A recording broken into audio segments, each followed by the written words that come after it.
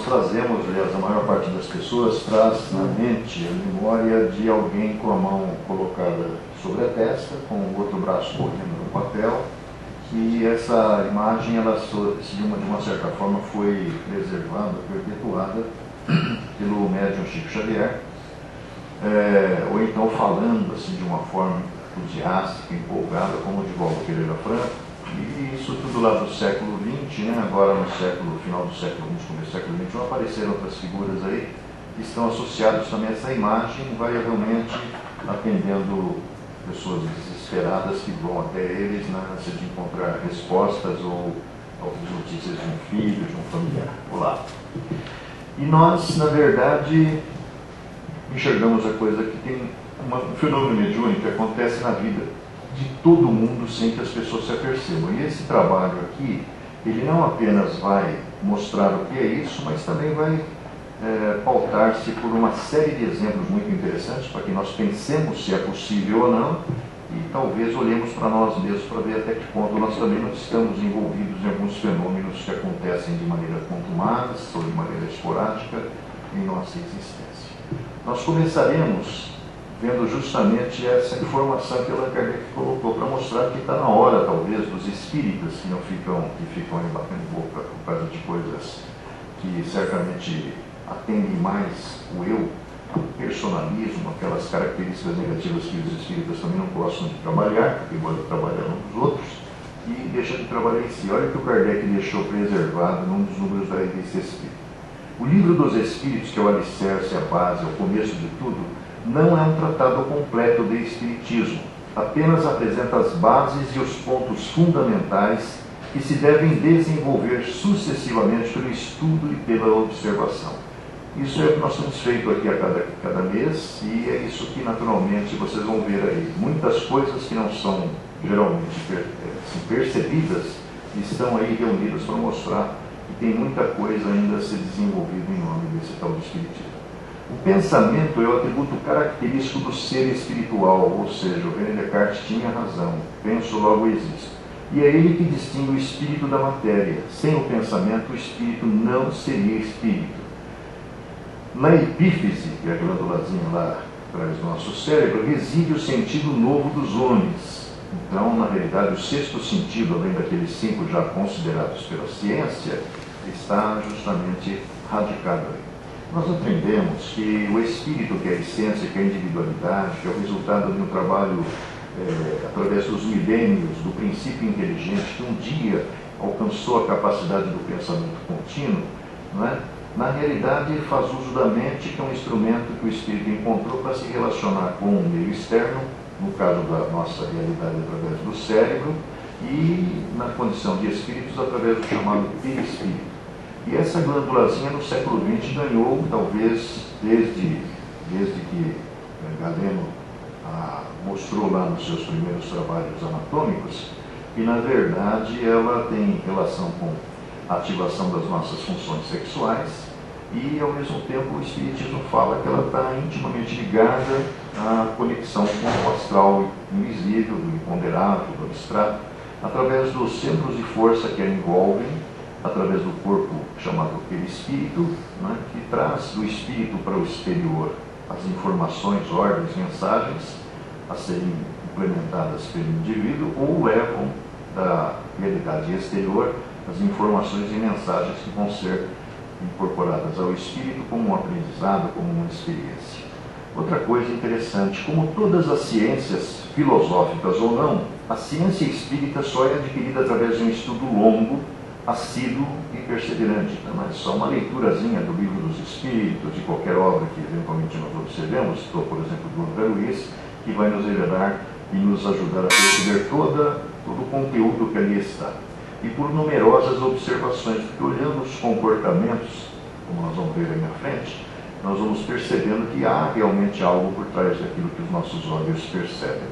Ela não abrange apenas o estudo dos fenômenos propriamente ditos, mas também e sobretudo os costumes, se assim podemos dizer, do mundo invisível, desde o mais baixo ao mais alto degrau da escala. Seria presunção julgar-se suficientemente esclarecido e graduado como mestre depois de alguns ensaios. Estudar mesmo, sempre.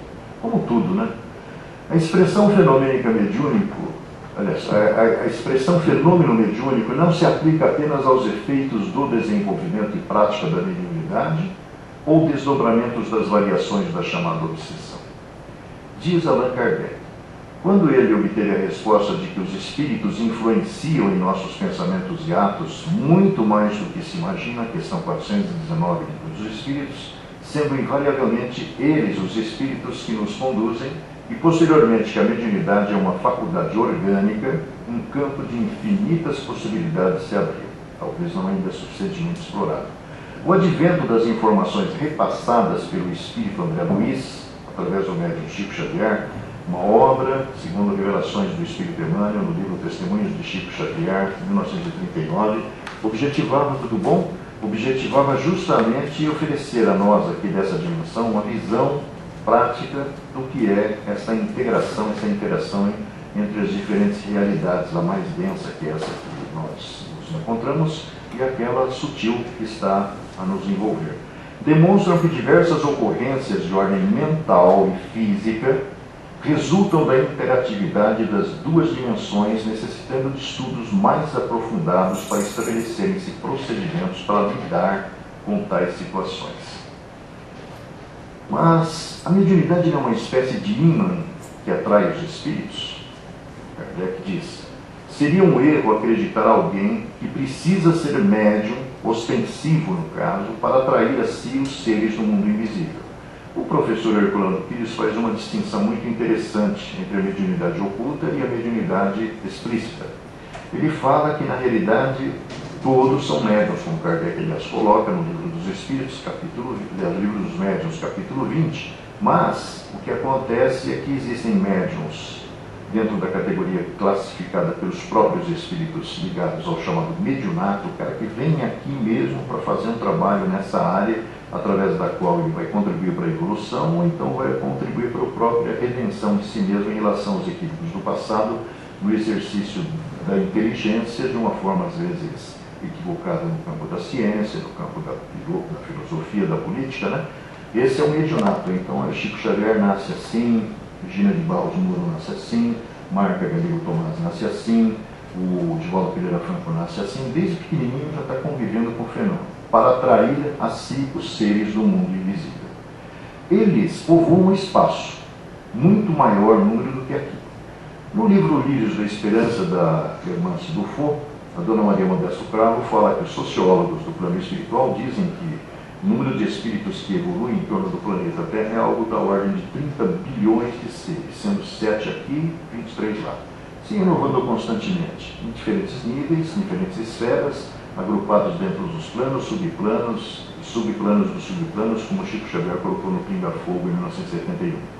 Temos incessantemente em torno de nós, porque 80% de quem morre não vai para lugar nenhum, diz Chico Xavier mais recentemente, antes de morrer.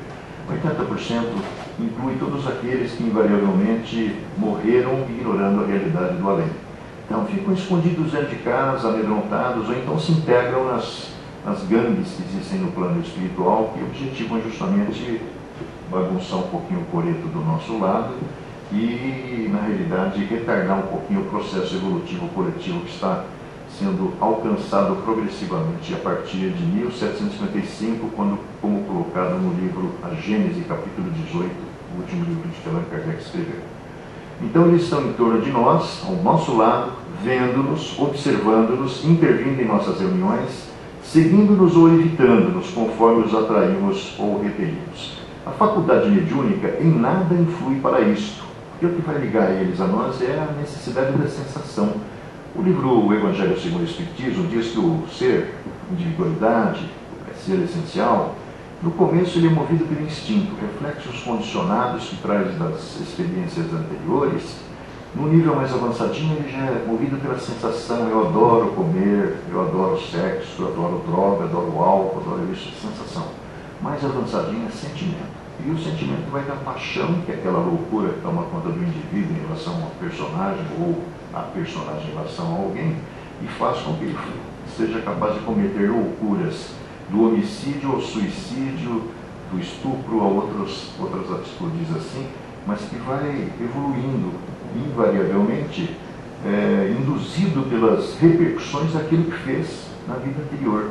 Ele vai sempre sendo preso aos efeitos das suas ações e vai naturalmente crescendo em conhecimento, experiência, e o conhecimento e a experiência vão dilatando a consciência, e a consciência vai fazendo com que o livre-arbítrio vá progressivamente escolhendo os caminhos melhores para trilhar. Ela mais não é do que um meio de comunicação. Isso é faculdade mediúnica. E pode ser ostensiva ou pode ser oculta, como dissemos. De acordo com o que dissemos acerca das causas de simpatia ou antipatia dos espíritos, porque Kardec vai colocar o seguinte: entre essa estrutura que tem o fluido vital, resultado das mecânicas, funções das células que estão agrupadas com funções específicas que geram a energia que ele chama de fluido vital, baseada no que o Mesmer, médico austríaco, falou lá no século XVIII, na realidade existe o fluido perispiritual, que é desse corpo intermediário que foi organizado a partir do momento em que surgiu a união da célula masculina e feminina, e do zigoto nós fomos virando feto, embrião, feto, bebê, surgimos aqui.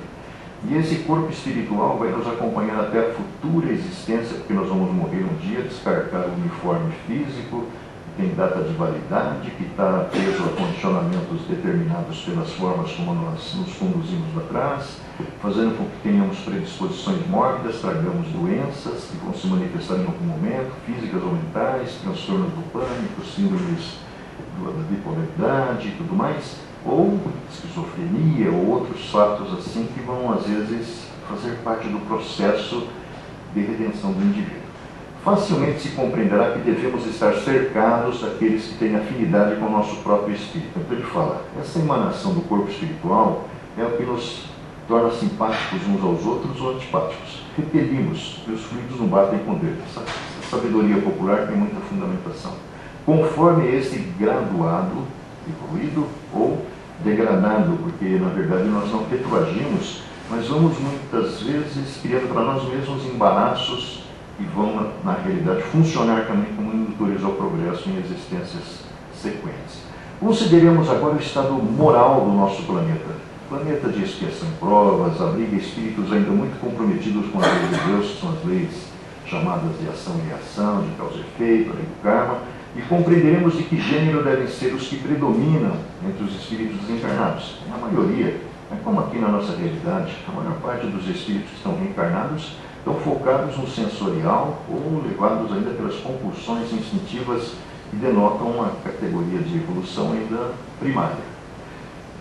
Se tomarmos cada povo em particular, poderíamos, pelo caráter dominante dos habitantes, pelas suas preocupações, seus sentimentos mais ou menos morais e humanitários, dizer de que ordem são os espíritos que, de preferência, se reúnem no seio desse país, dessa cidade, desse estado, e assim por diante. Vamos à primeira conexão. Ela vem através dessa médica, dessa psicóloga americana, a doutora Edith Fiore. Ela um dia, criança, 12, 13 anos, ouvindo um programa de rádio nos Estados Unidos, se impressiona com o diálogo entre um terapeuta, um profissional da saúde e alguém, fala assim, é isso que eu quero fazer na minha vida. Foi estudar, se tornou psicóloga, PhD, não sei o quê. Nos anos 70, depois de fazer um estágio numa clínica infantil, ela acabou se transferindo para uma outra cidade, casada já. No meio do caminho, fez um curso para a utilização da hipnose, que é uma técnica, parece que bastante comum nos Estados Unidos. O objetivo é justamente provocar um relaxamento superficial dos pacientes, muitas vezes demasiadamente tensos, fechados em si mesmos. E dessas experiências ela acabou tropeçando, como aconteceria com Brian Weiss no futuro, nos anos 80, na chamada regressão de memória, surpresa, a faculdade me ensinou, isso é considerado pela religião como algo místico, só que lá estava diante de evidências. E aí foi estudar, fez um estudo bastante amplo, e na realidade, no desdobramento das suas experiências, que foram muitas ao longo do tempo, porque ela publicaria esse livro acho que em 1987, ela vai esbarrar com outra situação, e olha que interessante. Nos anos 70, durante a construção da sua carreira profissional, em atendimento de pacientes portadores de distúrbios emocionais e mentais, através das técnicas de regressão a vidas passadas, segundo a qual nem todos os submetidos aos transes regressivos, na verdade, eram os que falavam mas personalidades de pessoas que, após morrerem, se ligaram por variados fatores aos seus hospedeiros, quadro denominado por ela possessão espiritual, que foi o melhor termo que ela encontrou, tirado da Igreja Católica. Então é assim, eu estou na rua, acontece um acidente ali, o cara morre, eu fico assim meio sensibilizado pelo cara, o cara desacopla do corpo imediatamente, né, porque a primeira reação do morto, tirando aqueles casos que estão dentro de um programa pré-estabelecido, é justamente ver-se desprendido da carcaça que está ali jogada no chão. E vejo lá alguém que está realmente emitindo uma vibração de simpatia pelo meu, de solidariedade, de compaixão. Por isso eu acabo me ligando a ela. E ela vai contar no livro inúmeros casos, até de médicos que morreram e, na realidade, dentro do hospital, se afeiçoaram a alguém que estava no berçário e passaram a acompanhar isso até que lá no futuro acabou sendo descoberto, porque ele acompanhou todo o desenvolvimento da criança. Quer dizer, isso mostra que existe realmente uma conexão entre essa realidade extrafísica e que vai muitas vezes interferir. Ela fala uma coisa muito interessante, ó. Constatou que a posição pode redundar em sintomas físicos de toda ordem, entre os quais dores. Às vezes ela recebia o paciente com determinada queixa e, na verdade, ia investigar, porque a outra parcela da medicina convencional não conseguiu chegar a nenhuma conclusão, e ela descobriu que a dor de cabeça, incluindo enxaquecas, síndromes pré-menstrual com edemas, inchaços, né?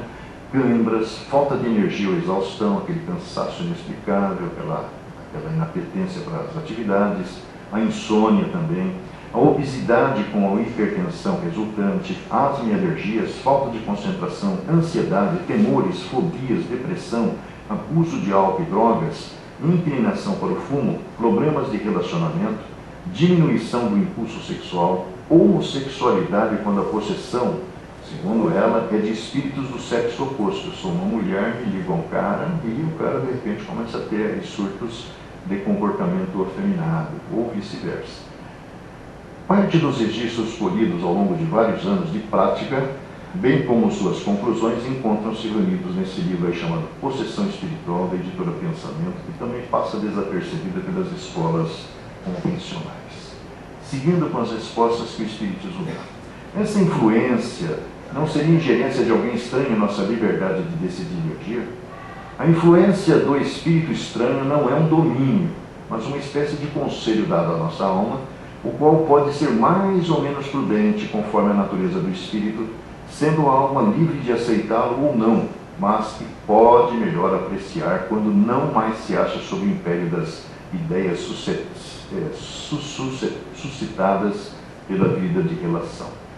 Por isso disse que a noite traz o seu conselho. Nem sempre é fácil distinguir a ideia sugerida da ideia própria, porque muitas vezes elas se confundem em alguma coisa muito sutil. A princípio o assédio do espírito desencarnado, depois um envolvimento, uma influência, às vezes consolidada durante os desdobramentos naturais do sono, porque o Espiritismo fala que quando nós cochilamos ou temos um sono profundo, como nós já vimos em uma das apresentações anteriores, nós, na verdade, estamos em contato com a realidade extrafísica, trazendo para cá apenas, às vezes, alguns fragmentos, porque o nosso cérebro físico tem uma capacidade limitada. Entretanto, há a presunção de que venha de uma fonte estranha, quando é espontânea, e surge em nós como uma inspiração, e quando se põe a nossa própria maneira de ver. Nosso julgamento e nossa consciência nos dão a conhecer se ela é boa ou má. Então não estão falando, como vocês estão vendo, daquele cara que está lá fazendo propositadamente, para o treinamento, para o desenvolvimento mediúnico, a recepção de uma mensagem. É uma coisa que está acontecendo na vida de relação, sem que nós tomemos conhecimento disso. Aí vem a pergunta: como perceber sua manifestação? Diz Allan Kardec: muitas vezes os espíritos agem sobre a nossa mente, a nossa revelia. Solicitam-nos a fazer isso ou aquilo. Julgamos agir por impulso próprio quando apenas obedecemos uma sugestão estranha. A gente nem percebe. Não devemos daí inferir que não tenhamos iniciativa. Longe disso. O espírito encarnado tem sempre o livre-arbítrio. Em definitivo, não faz senão aquilo que quer e muitas vezes segue seus próprios impulsos. Quem julga dizer uma coisa agradável àqueles que o cercam, de repente a gente tem uma inspiração, assim, fala umas coisas realmente não sabemos de onde veio, e levanta o ânimo da pessoa. Ou também falamos coisas que às vezes derrubam a pessoa. Divertindo uma sociedade com suas brincadeiras ou atitudes, às vezes, né, se engana, o que frequentemente acontece quando pensa que tudo isso vem dele mesmo. Os espíritos mal intencionados que rodeiam com ele se identificam e pouco a pouco enganam a respeito dos seus próprios pensamentos, dando-se a si mesmo com ele, aqueles que o ouvem. E isso pode radicalizar o comportamento social do indivíduo. Ele pode ser levado a um homicídio, mata o cara, ou às vezes a um suicídio, através da literatura construída através do médico Chico Xavier, nas cartas que ele recebeu ao longo de décadas. Tem vários casos de jovens suicidas que, na verdade, desistiram de viver, envolvidos assim durante dias, num clima mental, emocional, de extrema negatividade, de depressão. Eles nem sabem explicar, e muitos foram, na verdade, se perceber disso quando se comunicaram pelo Chico. Disso se segue que aquilo que dizemos nem sempre vem de nós. E muitas vezes não somos, como os médiuns falantes, aquele que, tipo de Valdo, assim, ou aquele que lá no centro se pronuncia às vezes sob inspiração do Espírito, mas que intérpretes do pensamento de um Espírito estranho e com o nosso se identificou. Como a doutora Edith Fiore fala lá, que ela não é espírita, nem tem muito conhecimento sobre isso, embora faça referência no início do livro a toda a pesquisa que ela fez, de toda a literatura disponível, passou pelo budismo, passou pelo espiritismo, passou pela teosofia, passou pela igreja católica, judaísmo, e cita lá superficialmente o espiritismo na América do Sul. Os fatos vêm apoiar essa teoria, provando também que muito frequentemente nossos atos são a consequência desse pensamento que nos é sugerido. O homem que pratica o mal cede, pois, a uma sugestão quando é bastante fraco para não resistir e quando cerra os ouvidos à voz da consciência, quando eu vou na direção do que me interessa. E pode ser a própria voz ou de um espírito bom que, por seus avisos, combate a influência de um espírito mau, tentando nos tirar da influência daquele cidadão que quer nos prejudicar. Mais uma conexão. Isso aí vem do Japão, olha que interessante. Não é coisa brasileira. Também não é coisa do espiritismo. Vem da Seichunoi. É um homem, meia-idade, engenheiro, acometido dos mesmos sintomas vivenciados pelo pai em determinado momento, ao qual era muito ligado, morto 10 anos antes por complicações respiratórias. Criteriosos exames clínicos não revelaram nenhum tipo de influência ou de doença física que justificasse o problema. Mas o que estava causando aqueles sintomas que o cidadão lá estava enfrentando? Verdadeira imantação em sua psicosfera pessoal, porque a doutrina espírita, através de André Luiz, principalmente fala na aura, né? Essa estrutura que é uma combinação das emanações fluídicas, energéticas do corpo espiritual, do corpo físico, do espírito, e que, de uma certa forma, é visualizada pelos médiuns videntes, onde percebem muitas vezes a presença, a influência de outras criaturas, ou às vezes até a nossa história, da alma de seu pai ainda ignorando que morrera, apesar de da década transcorrida. Quer dizer, fazia 10 anos que o tiozinho lá tinha morrido e, na verdade, ele não tinha percebido. É uma situação que o Espiritismo também mostra, principalmente nos trabalhos chamados de tratamento espiritual nos centros espíritas, onde os médiuns estão trabalhando. Tem espíritos há mais de uma década, 2, 3 décadas desencarnando, até hoje não caiu a ficha. Está escondido lá na casa do filho que cresceu, virou adulto, construiu família, e o cara continua por lá, às vezes criando algumas complicações pela influência, por tomar partido de um em detrimento do outro, e assim por diante. Entre os filhos que tivera, o filho que está doente aí, é o que o cidadão, o senhor japonês, tinha a maior afinidade dos 4 filhos. Ele gostava muito disso, por isso ele teve facilidade, porque isso está, como o Kardec falou na história do fluido lá, nós nos afinizamos e identificamos-nos com os fluidos daquele que temos, assim, de uma certa forma, maior afinidade.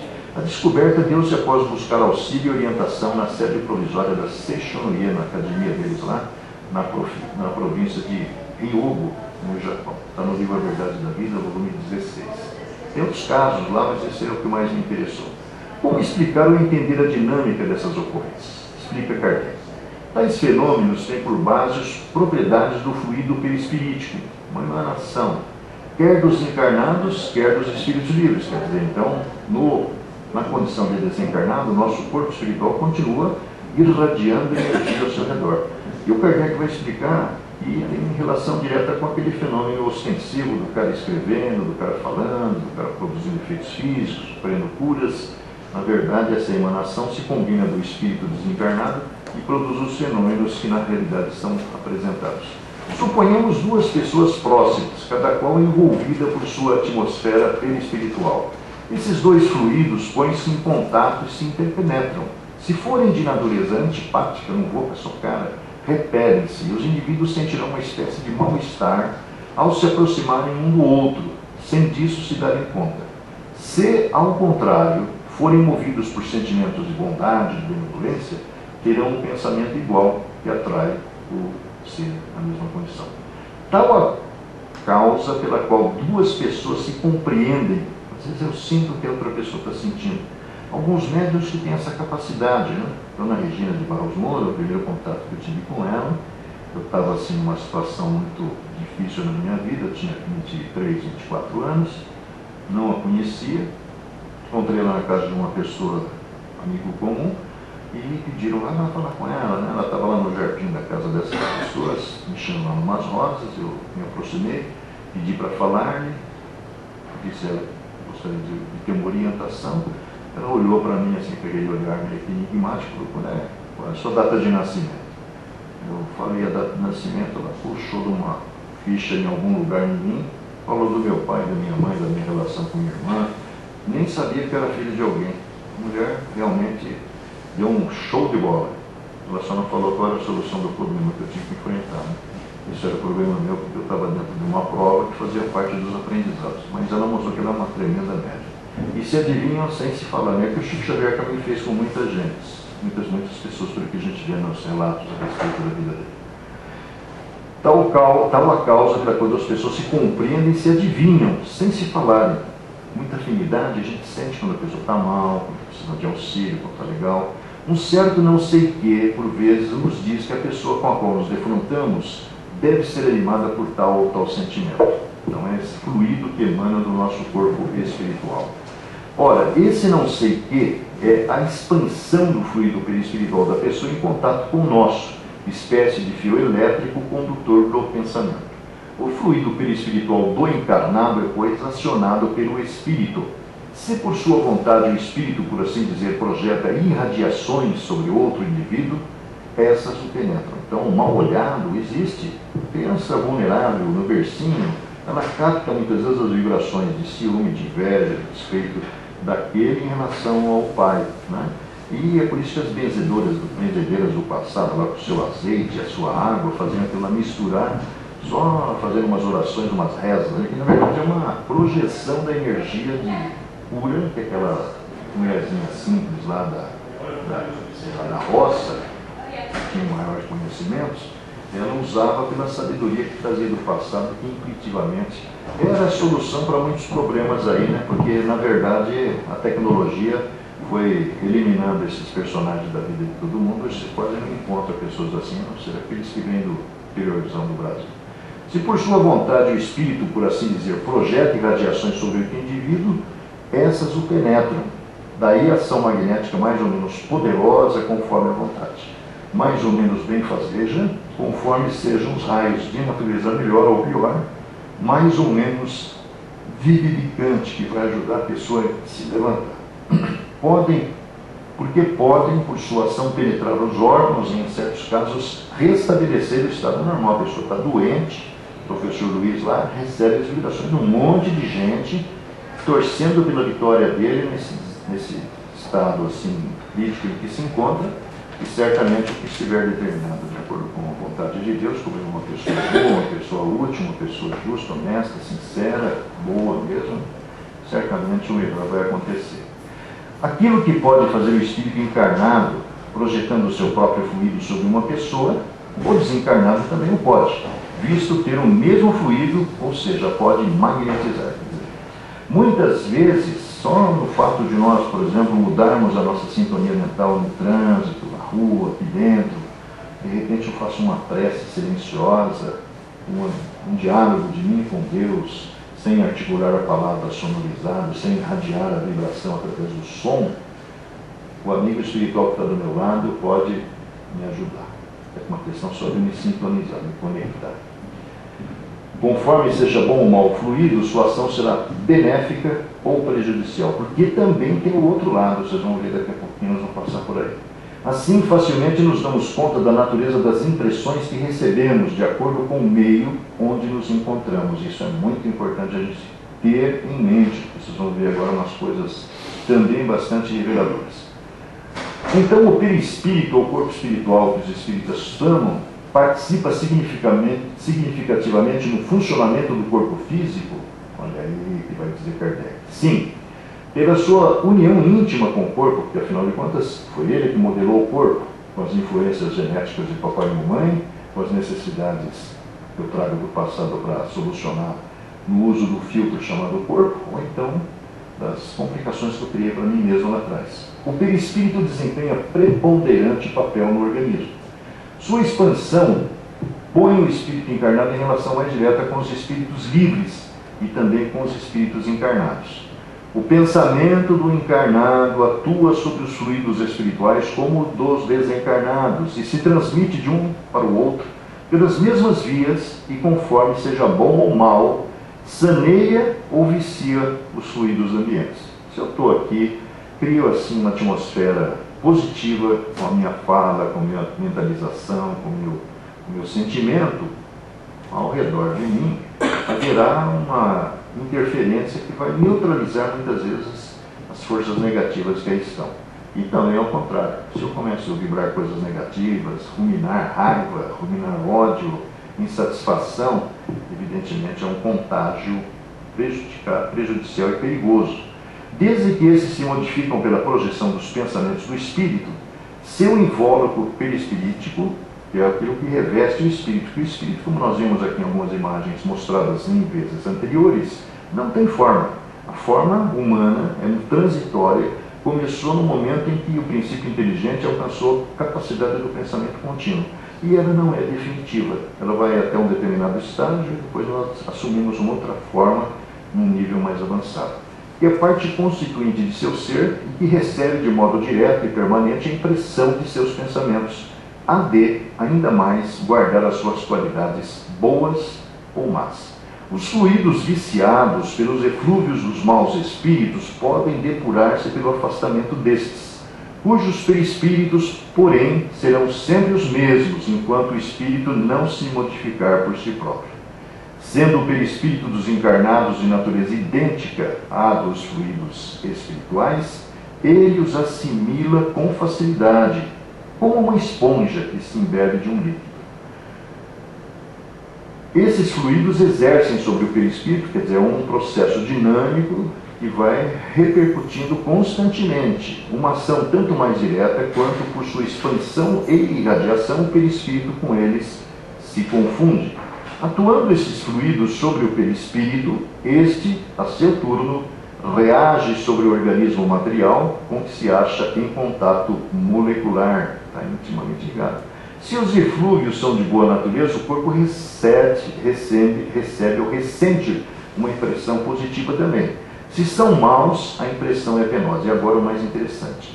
Se são constantes e vigorosos, a pessoa fica ali com aquele pensamento firme, no aspecto negativo, se deprimindo, se recriminando, os eflúvios maus podem ocasionar desordens físicas. Não é outra causa de certas enfermidades que vão ser qualificadas ou classificadas como doenças psicossomáticas e que nasceram aqui, não são lá do passado. É pela postura mental, postura emocional que o indivíduo mantém que essas doenças vão se manifestar. Mais uma conexão interessante. Agora nós começamos a ver algumas de obras mediúnicas, né? Essa daí é de um livro, olha, é um livro dos anos 80, começo dos anos 80, chama-se Consciência esse livro. É um jovem, veio para São Paulo para assistir em 1983 a primeira corrida de Fórmula 1 aqui em Interlagos, que acontecia no Brasil, o GP do Brasil, e no retorno a Brasília, onde ele morava, com 2, 3 amigos, no caminho, na proximidade de Cravinhos, Um acidente terminou com a vida dele. E ele passou a escrever para uma tia aqui de São Bernardo, tempos depois, escreveu vários livros. O Mundo que eu encontrei, Os Miosótis voltam a florir. Mais à frente ele se integra num trabalho com toxicômanos. Na época isso aí ainda era uma coisa que nós imaginávamos, anos 80, que fosse uma condição assim marginal na sociedade, mas já era uma condição assim, incrível, porque as imagens que ele cria em 1983, ou em 1984, 85, são muito próximas do que estamos vendo hoje. Então nós pegamos alguns tópicos desse livro, nessa primeira conexão. Muitos espíritos completamente alienados ele vê em um determinado ambiente aqui da nossa região, só que na realidade além da vida física. A droga ainda aprisionava em sua mão um senhor de seus 50 anos, sentado no chão de cabeça baixa. Ele é um espírito, está de cabeça baixa. Ele acabara de receber uma dose de morfina através do braço de um encarnado. Então não é um fenômeno mediúnico desses classificado lá no livro dos médiuns. É um fenômeno mediúnico que acontece porque o cara está lá, ó, morreu, está desesperado pela droga, porque a dependência é sempre psíquica, sempre perispiritual, espiritual. O físico é mero veículo. Mas olha o que ele fala também. E procurei ver a cena. O espírito adere-se de tal maneira ao perispírito do dependente encarnado, que este, ao tomar a dose, acha pouco e vai aumentando a quantidade. Aí o seu coração não aguenta, desencarna, e é muito interessante e impressionante a forma como esse cidadão é, de uma certa forma, despertado no plano espiritual, exigindo tratamentos prolongados para que ele possa reencarnar, às vezes em corpos que refletem a sua própria desorganização do corpo espiritual. E olha aí que detalhe importante que ele fala. Geralmente, um dependente encarnado sustenta fisicamente 10 desencarnados. Quer dizer, quanto o médium aí ostensivo é médium para um espírito, no caso do dependente, do alcoólatra e de outros necessitados de sensação, a quantidade é muito grande, provocando o fenômeno mediúnico também. Essa é a causa do aumento do vício, isso é 1983. Dificilmente quem começa na maconha só com ela fica. E mais um detalhe importante que ele vai colocar aqui. Outro fato que me causou estranheza foi que muitos dos espíritos que ele viu nessa região dormiam durante o dia. E nesse período os encarnados viciados que também dormiam deslocavam-se pelo sono, porque o Noia ele vai dormir à tarde, né? Não trabalha, né? Então geralmente vai dormir à tarde, que o cara lá do outro lado também está dormindo. E pelo sono do que está encarnado, ele na realidade vai visitar os pares lá na região onde eles estão. Porque eles na verdade são atraídos. A lei da atração nos leva ao encontro dos subplanos compatíveis com a nossa própria realidade emocional e mental. Palmeirense vai ficar com palmeirense, São Paulino com São Paulino, não tem malufista com malufista, lulista com lulista, está tudo embolado. Não tem mistura aqui nessa realidade, aqui que está a mistura. Dessa forma, um aglomerado de pessoas constitui-se num turbulento e tumultuado movimento de energias ou fluidos? Resposta: os meios onde superabundam os maus espíritos são impregnados de maus fluidos, que o encarnado absorve pelos poros perispiríticos, como absorve pelos poros do corpo exalações nocivas à saúde. Vamos assim extrapolar, lembrar da Cracolândia. As energias que pairam ali devem ser assim as mais pesadas e difíceis daquelas que nós possamos imaginar e considerar. Assim se explicam os efeitos que se produzem nos lugares de uma aglomeração de pessoas, de uma reunião de pessoas. Uma assembleia, uma reunião, é um foco de radiação de pensamentos diversos. É como uma orquestra, um coro de pensamentos onde cada um emite uma nota.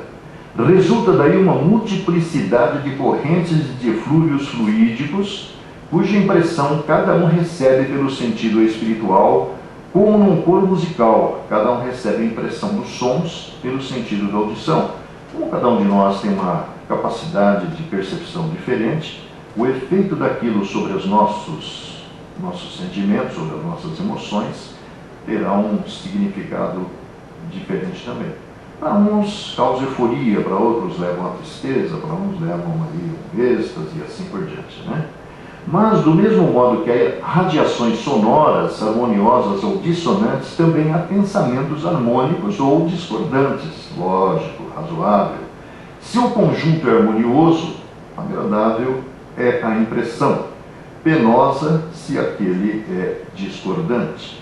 Ora, para isso não se faz necessário que o pensamento se exteriorize pelas palavras.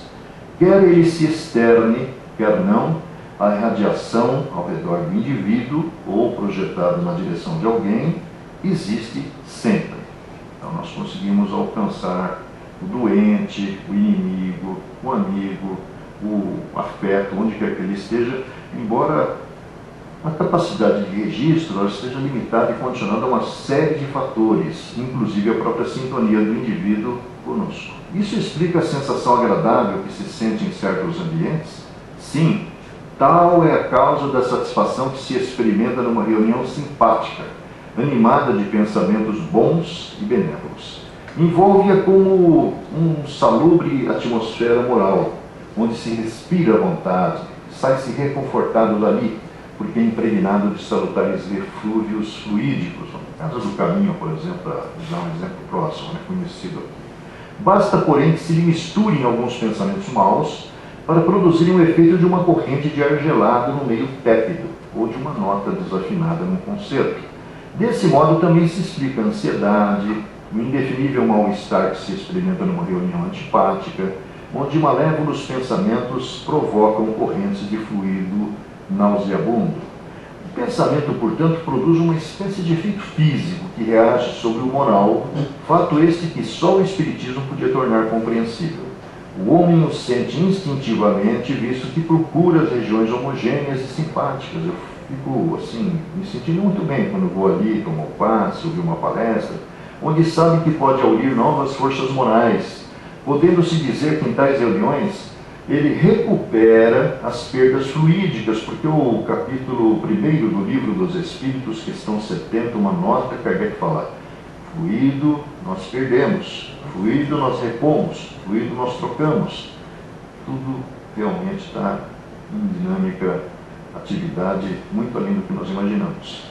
As perdas fluídicas que sofre todos os dias pela irradiação do pensamento, principalmente porque nosso pensamento é uma coisa assim profundamente desarmonizada, né? A gente pensa em milhares de coisas ao mesmo tempo, misturamos os nossos pensamentos com daquelas que compõem a atmosfera mental em que nós respiramos e recebemos ali também pela sintonia muitas influências positivas ou negativas, como recupera por meio dos alimentos as perdas do corpo material. É que, com efeito, o pensamento é uma emissão que ocasiona a perda real de fluidos espirituais e, consequentemente, de fluidos materiais, de maneira tal que o homem precisa retemperar-se com os eflúvios que recebe do exterior. Isso também foi dito por Kardec numa das revistas espíritas. Mais uma conexão. Também vemos agora, André, aliás, essa aqui é lá do Divaldo. Olha, essa daí é de arrepiar, né? Morte por linchamento de indivíduo após, por sua vez, ter morto com faca, cravando-a repetidas vezes em antagonista, mesmo após tê-lo abatido e morto, depois que matou, ele continuou esfaqueando o indivíduo, estocando, e morto ambos sob o efeito, de bebidas alcoólicas. Os dois estavam bêbados, só que ele pegou a faca de cima do balcão e, provocado, desafiado, sob uma influência ruim, matou o comparsa, né, que consumiam em balcão de bar. Aí o Manuel Filomeno de Miranda mostra num capítulo chamado Reminiscências, num livro fantástico chamado Tormentos da Obsessão. Causou aquilo ali, isso aqui, ó. Explosão de ódio de passantes e frequentadores do bar, o repelente recinto, ele fala, que na verdade se motivaram a fazer aquele linchamento. Por quê? Estavam inspirados por perversos e indigitados espíritos vampirizadores que viviam ali no ambiente, ou passavam por ali, servindo de instrumentos inconscientes de hordas espirituais perversas, se atirando contra o alcoólatra, linchando-o sem qualquer sentimento de humanidade, dando vazão a sentimentos vis através das paixões desordenadas, antes que a polícia, que frequentava também o boteco lá, pudesse ou quisesse intervir. Foi tudo muito rápido. Mas olha aqui, ó. inspiração de perversos e indigitados espíritos vampirizadores, está todo mundo lá. Você pensa que está bebendo sozinho no happy hour, no barzinho, mas tem um monte de vampiro lá, ou no churrascaria, ou em outros ambientes, que não são obsessores, eles estão ali para satisfazer suas próprias necessidades, que não tem mais um corpo que pode lhes propiciar aquelas sensações que tinham antes. Hordas espirituais perversas que provocaram o linchamento do indivíduo. Lá no capítulo Reminiscências, nós vamos ver a história completa, é bastante interessante. Então, o mal-estar experimentado em aglomerações de pessoas não é mera sugestão mental? Se uma assembleia, uma reunião, for composta predominantemente de pessoas animadas e maus sentimentos, o ar ambiente está saturado com o fluido impregnado dos seus sentimentos. Daí, para as almas boas, um mal-estar moral análogo ao mal-estar físico causado pelas emanações infectadas, onde nós vamos, às vezes, ter muito lixo, coisa de decomposição e putrefação, que tem mau cheiro, né? A alma fica asfixiada, analogamente falando aí. Se, ao contrário, as pessoas tiverem intenções boas, encontramos-nos em sua atmosfera como se estivéssemos num mar vivificante e salubre. Naturalmente, o efeito será o mesmo num ambiente repleto de espíritos, conforme sejam bons ou maus. Isso bem compreendido, chegamos sem dificuldade à ação material dos espíritos errantes sobre os encarnados e daí a explicação da mediunidade. Desculpa aí. Quando um espírito quer agir sobre uma pessoa, não tem muita firula, dela se aproxima e a envolve. Energias. Por assim dizer, com seu perispírito, como num manto, um abraço. Os fluidos se interpenetram, os dois pensamentos e as duas vontades se confundem, e então o espírito pode servir-se daquele corpo como se for o seu próprio, fazê-lo agir à sua vontade, falar, escrever, desenhar. Aí, nesse caso, são os médiuns, de uma maneira assim mais ostensiva. Pensamento e corpo espiritual ou perispírito são vistos pela ciência da atualidade como algo abstrato. Como isso funcionaria a nível de corpo físico? Através da glândula denominada epífise. É a glândula da vida mental, diz o Alexandre, através de André Luiz, no livro Missionários da Luz, servido pelo médium Chico Xavier.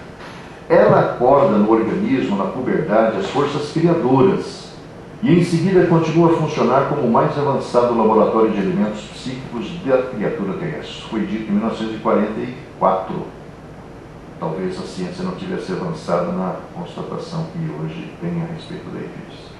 Aos 14 anos, aproximadamente, de posição estacionária, está lá perdida dentro do corpo, quanto às suas atribuições essenciais, recomeça a funcionar no homem encarnado. O que representava controle, na verdade, é força criadora e válvula de escape.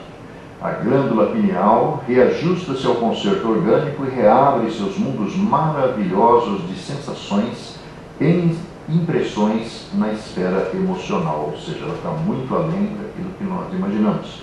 Entrega-se à criatura a recapitulação da sexualidade. A primeira coisa que ela vai fazer é apertar o start lá, sexo, vai começar a funcionar. Examina o inventário de suas paixões vividas noutra época, que reaparecem sob fortes impulsos de atração em relação a personagens que fazem parte, às vezes, do nosso dia a dia. Ela preside os fenômenos nervosos da emotividade, diz Alexandre, como órgão de elevada expressão no corpo etéreo.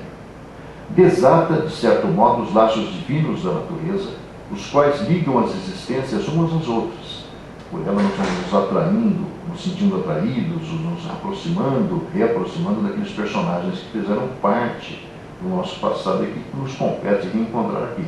Na sequência de lutas, pelo aprimoramento da alma e deixa entrever a grandeza das faculdades criadoras de que a criatura se acha investida, não só na área da reprodução, mas também na área da criação. Está dizendo em algum momento aí que ela está ligada a tudo aquilo que é inspiração artística, na área da publicidade, na área da produção de músicas, quadros e assim por diante.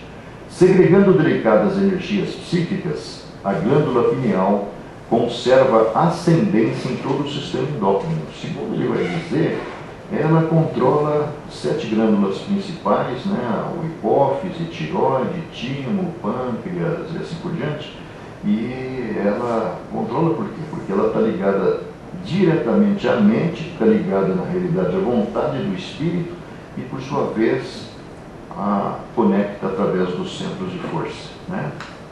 Ligada à mente através de princípios eletromagnéticos do campo vital, que a ciência comum ainda não pode identificar, comanda as forças subconscientes sob a determinação direta da vontade.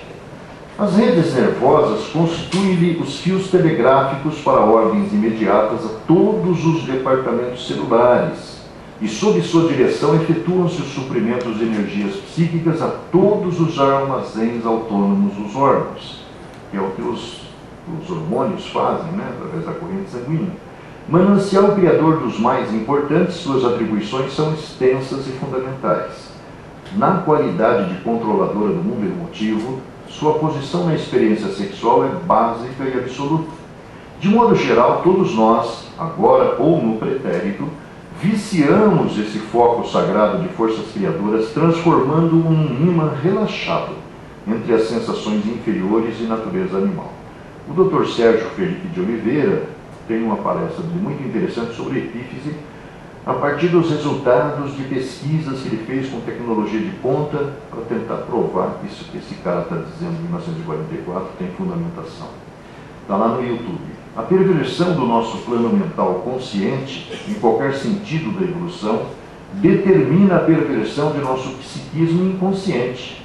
Porque nós temos um inconsciente que é um banco de dados extraordinário que acumula todas as imagens, informações, sensações, como se fosse aí um data center dessas grandes corporações, por exemplo, a Amazon, que criou um negócio chamado nuvem, que absorve informações de milhões de empresas do mundo, através do trabalho de 200 mil pessoas espalhadas da China ao norte, aos Estados Unidos, do Brasil a países da Europa, e na realidade ali estão numa área do hiperespaço, guardado todas essas informações, e nosso inconsciente também faz a mesma coisa, com todas as experiências acumuladas desde o princípio das nossas estruturas monocelulares, quando começamos isso há 1,5 bilhão de anos atrás, como o André Luiz coloca, até chegarmos no ponto em que estamos. Encarregado da execução dos desejos e ordenações mais íntimas na esfera das operações automáticas, que são os reflexos condicionados. A vontade desequilibrada desregula o foco de nossas possibilidades criadoras. Renúncia, abnegação, continência sexual, disciplina emotiva não representam meros preceitos de feição religiosa, diz o Alexandre ao André Luiz e a nós. Na verdade, são providências de teor científico para enriquecimento efetivo da personalidade. Se pegamos aqui, nesse pedacinho, e estudamos a contribuição de Bruce Lipton na biologia da crença, na evolução espontânea, biólogo molecular americano, professor universitário, vamos ver que ele está chegando a isso aqui, mostrando que a célula é um pequeno universo que sofre a influência do meu pensamento, que parte de mim como uma irradiação impregnada de mensagens trazidas do meu eu, do meu sentimento, da minha emoção, e que na verdade vão provocar desorganização na réplica da célula, a replicação da célula, vão ajudar na recuperação dessa harmonia que eu perdi, e vai alimentar, vai funcionar realmente como um mecanismo indutor do mecanismo celular que vai, na realidade, nos ajudando a caminhar na direção do progresso individual. Diz Alexandre, prevenindo-nos, nunca fugiremos à lei. Como a gente sempre diz, ninguém foge de si mesmo, cujos artigos e parágrafos do Supremo Legislador abrangem todo o universo. Mais uma conexão, aliás, mais algumas. Agora nós entramos no André Luiz. Ele está falando de um centro espírita, gente. É uma reunião pública. Segundo descrição, na verdade, primeiro entram os encarnados, depois são liberados para entrar os desencarnados. E muitas vezes estão ligados fluidicamente àquele que está sentado ali na plateia. E às vezes a palestra que está sendo dita ali, na realidade, vai funcionar para ele como um desplugar do plug da tomada, né? da mente do encarnado com o desencarnado, mas ao mesmo tempo pode significar que aquele cara vai ajudar esse indivíduo que está sentado ali, que não pode ouvir o que vai ser dito ali, porque senão ele vai perder o hospedeiro, ele vai fazer o nego dormir.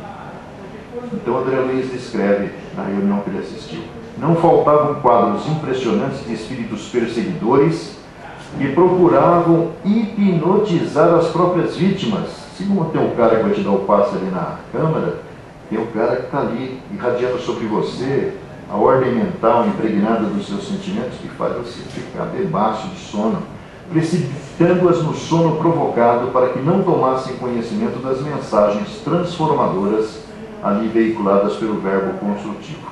Outro momento. O que me enchia de assombro era o quadro que eles não viam. A multidão de entidades conturbadas e viciosas. Está falando de uma balada, que aí se movia, era enorme. Tem um monte de desencarnado ali dançando. Os dançarinos não bailavam sós. Um fenômeno mediúnico. Mas inconscientemente correspondiam num ritmo assodado da música inferior a ridículos gestos dos companheiros invisíveis. Atitudes simiescas surgiam aqui e ali, e de quando em quando gritos histéricos feriam o ar. Aí um sogro vai atrás do genro, a filha do cara está lá com câncer, morrendo, e o genro está trabalhando até tarde, fazendo a extra. Aí o sogro vai ver o que esse danado está fazendo. Mas aí eu peguei e vi. Indignado, fui surpreendê-lo numa furna penumbrosa, em plena madrugada, junto de menina, que é a secretária, dada para ser filha dele, e você acaba de conhecer, está falando com André Luiz. Os dois unidos, qual marido e mulher, champanhe correndo e música lasciva, entidades perturbadoras e perturbadas, jungidas ao corpo dos bailarinos, enquanto outros iam e vinham, a se inclinarem sobre taças cujo conteúdo lábios entediados não conseguiam, aliás, não haviam conseguido sorver totalmente, restinho nada vivido. Em recanto multicolorido do mesmo ambiente, onde algumas jovens exibiam formas seminuas, em coleios esquisitos, vampiros articulavam trejeitos, completando com sentido menos digno, ou em sentido menos digno, os quadros que o mau gosto humano pretendia apresentar em nome da arte. Isso está no livro Sexo e Destino, aqui está no livro No Mundo Maior, e aqui está no livro Nos Domínios da Mediunidade. Em que situações as ações dos desencarnados são mais insidiosas e comuns? Olha aí. Naquelas onde as dependências psíquicas e dependências psíquicas, álcool, droga, política, sexo, eu trago dentro de mim isso aí. Eu vou de encontro a isso aí. Via a indução da música, via a indução da literatura, via a indução do comportamento social, que prevalecem no comportamento emocional e mental do ser humano, que eu gosto daquilo, eu me sinto bem, me alimento daquilo. Como o consumo das drogas aditivas, do sexo, das reações violentas e exaltadas no campo das opiniões e preferências esportivas, de alimentos de origem animal, em quantidade acima do necessário para o sustento, por exemplo. Mais conexão. A rua, por onde você vai passar daqui a pouquinho, de onde você veio, é repositório de vibrações antagônicas em meio de sombrios materiais psíquicos e perigosas bactérias de variada procedência aqui do nosso lado. O HN1N1, você está lá respirando, alguém espirrou na sua frente, esse vírus, ou sei lá o que for, vai entrar dentro de você, vai encontrar campo, vai se proliferar, vai te atingir porque você tem que morrer por causa daquilo, como na casa do caminho morreu um cara há pouco tempo atrás, umas 4, 5 semanas, não contraiu aparentemente aí, mas morreu, né? Você conhece a história. Em vista, mas só atinge quem tem que morrer, só atinge aquele que tem que passar. E o sofrimento está atrelado ao grau de comprometimento com a lei. É o que Divaldo fala. Ninguém é assaltado porque é inocente. Nós somos assaltados, somos roubados, às vezes vítimas de violência, porque temos culpa no cartório. E perigosas bactérias de variada procedência, porque a gente está analisando o que você vê aqui agora. O acusado agora, disso ou daquilo, não é aqui agora, mas você sabe que ele fez lá atrás. O racista, o preconceituoso, não é agora, mas às vezes ele é acusado de racismo, porque lá atrás ele exerceu essa forma de ser em relação a grupos sociais também. Em vista, se eu pego o livro, já leu Leis da Morte?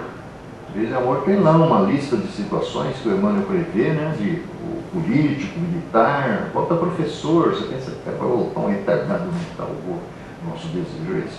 Mas às vezes volta como um professor limitado, não consegue sair daquela mesma coisa, tem uma capacidade de avaliação das questões assim de uma grande amplitude, mas na verdade não tem voz ativa para nada, está preso numa circunstância social que está ajudando ele a refrear aquela energia que ele usou de uma forma exacerbada. Aquela mensagem que eu falei para vocês, a gente vai reproduzir hoje à noite, depois amanhã no blog, e na semana que vem no Facebook, ela mostra bem isso. Quem é aquele intelectual, aquele músico que influenciou milhões por interesse? Como é que ele volta? Vamos ver lá, o Emmanuel falou isso lá em 1965, quando celebrou-se o primeiro centenário do livro Céu e Inferno, analisando o capítulo 7, Código Penal da Vida Futura do livro citado. Em vista da maioria dos transeuntes lançar em circulação não só as colônias e micróbios diversos, mas também, olha aí, os maus pensamentos de toda a ordem. Tem uma música do Gilberto Gil, da época da tentativa de transformar o Chico Xavier em Prêmio Nobel da Paz, que a Elis Regina cantou no programa da Rede Globo, que falava no mar de vibrações. É isso, nós vivemos um mar de vibrações na rua. Outra questão importante, quando você dorme, você não está necessariamente relaxando espiritualmente. Fisicamente, talvez sim. A determinadas horas da noite, 3/4 partes da população de cada um dos hemisférios da crosta terrestre, norte e sul, né, se acham nas zonas de contato com o plano espiritual, e a maior percentagem desses semi-libertos do corpo, pela influência natural do sono, permanecem detidos nos círculos de baixa vibração. Nós vamos ao encontro da satisfação daquilo que nos interessa. Neles, muitas vezes, se forjam dolorosos dramas que se desenrolam nos campos da carne. Grandes crimes têm nestes sítios as respectivas nascentes, e não fosse o trabalho ativo e constante dos espíritos protetores que se desvelam pelos homens no labor sacrificial da caridade oculta e da educação perseverante sob a égide do Cristo, acontecimentos mais trágicos estarreceriam as criaturas. Está no livro Libertação. Através das correntes magnéticas suscetíveis de movimentação, quando se efetua o sono dos encarnados, são mantidas obsessões inferiores, que são fenômenos mediúnicos, perseguições permanentes, explorações psíquicas de baixa classe. Isso é vampirizado, né? Vampirismo destruidor, tentações diversas muitas vezes se acendem dentro de você para você, ao acordar, ir tentar, de uma certa forma, implementar. Os processos de que o Espiritismo chama de vampirização são, segundo ele, muito comuns. Acabamos de ouvir isso. Por que e como acontecem? Diz o nosso amigo Alexandre André Luiz: vampiro é toda entidade ociosa que se vale indebitamente das possibilidades alheias. É um sanguessuga ali, um hospedeiro, né? E em se tratando de vampiros que visitam os encarnados, é necessário reconhecer que eles atendem aos sinistros propósitos a qualquer hora, não tem tempo quente, desde que encontrem guarida, ou seja, sintonia, no estojo de carne dos homens. No círculo das enfermidades terrestres, para dar um exemplo, cada espécie de micróbio tem o seu ambiente preferido. No campo infinitesimal, as revelações obedecem à mesma ordem surpreendente. As doenças psíquicas, então, são muito mais deploráveis, diz Alexandre. A patogênese da alma está dividida em quadros dolorosos: a cólera, a intemperança, os desvarios do sexo, as viciações de vários matizes, formam criações inferiores que afetam profundamente a vida íntima. Quase sempre o corpo doente assinala a mente enfermiça. E ele prossegue: a organização fisiológica, segundo conhecemos no campo das cogitações terrestres, não vai além do vaso de barro, dentro do molde preexistente do corpo espiritual. Atingido o molde aqui a carcaça, a parte externa, pelos golpes das vibrações inferiores, o vaso refletirá imediatamente. Na moléstia da alma, como nas enfermidades do corpo físico, antes da afecção existe o ambiente. As ações produzem efeitos, os sentimentos geram criações, Os pensamentos, que vêm logo depois, dão origem a formas e consequências de infinitas expressões. E em virtude de cada espírito representar um universo por si, cada um de nós é responsável pela emissão das forças que lançamos em circulação nas correntes da vida.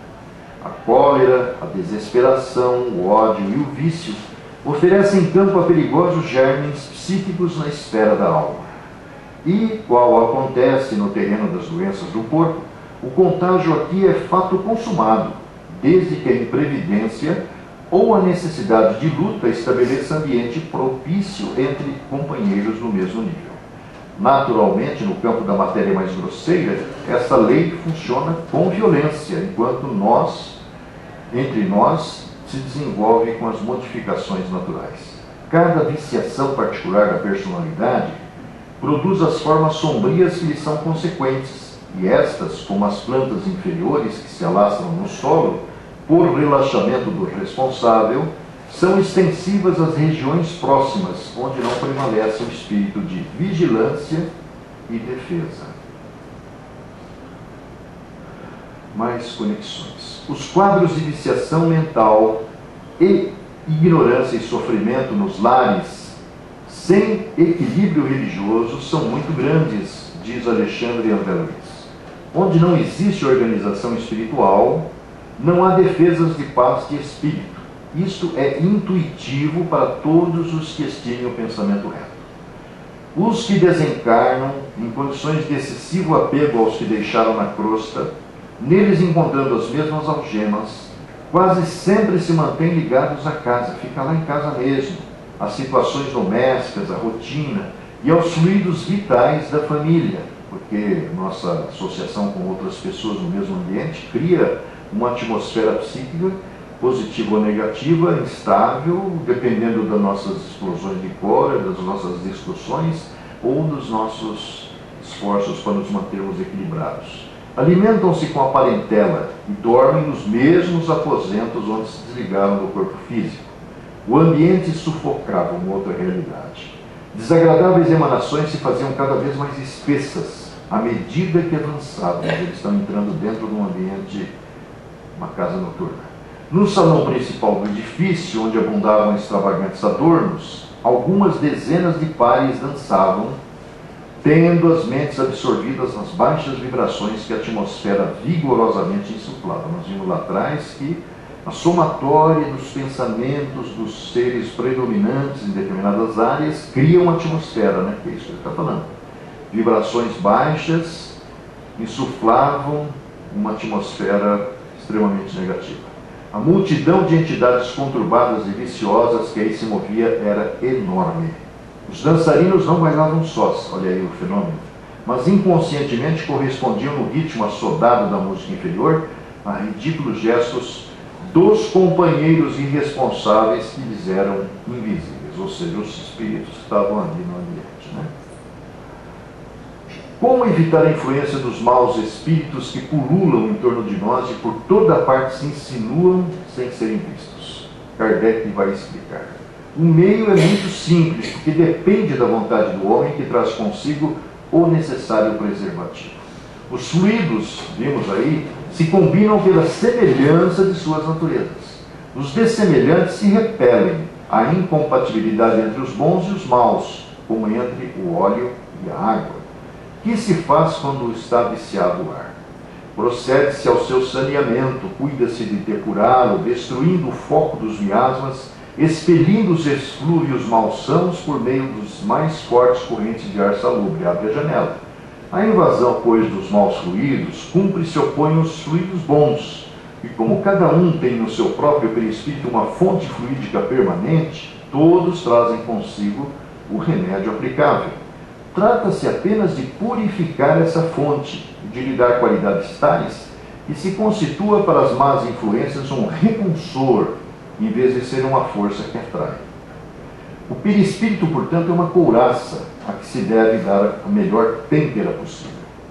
Ora, como as suas qualidades guardam relação com as da alma, importa-se trabalhe por melhorá-lo, pois que são as imperfeições da alma que atraem os espíritos maus. As moscas são atraídas pelos focos de corrupção. Destruídos esses focos, elas desaparecerão. Os maus espíritos igualmente vão para onde o mal os atrai.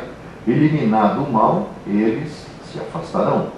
Os espíritos realmente bons, encarnados ou não, nada têm que temer a influência dos maus, desde que assumam procedimentos no sentido de manter um nível de vibração mental, emocional, equilibrada e positiva.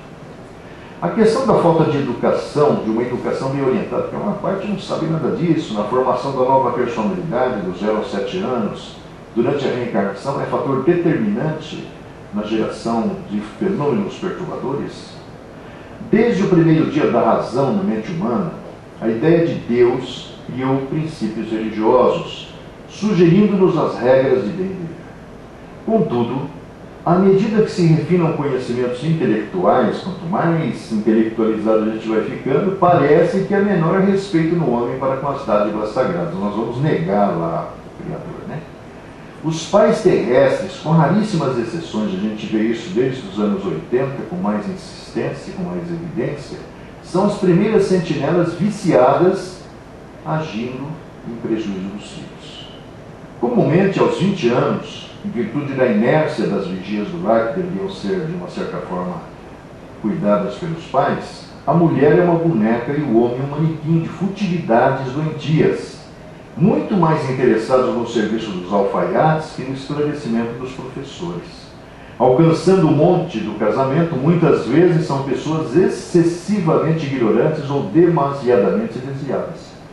Cumpre ainda reconhecer que nós mesmos, em todo o curso das experiências terrestres, na maioria das ocasiões, fomos campeões do endurecimento e da perversidade contra as nossas próprias forças vitais.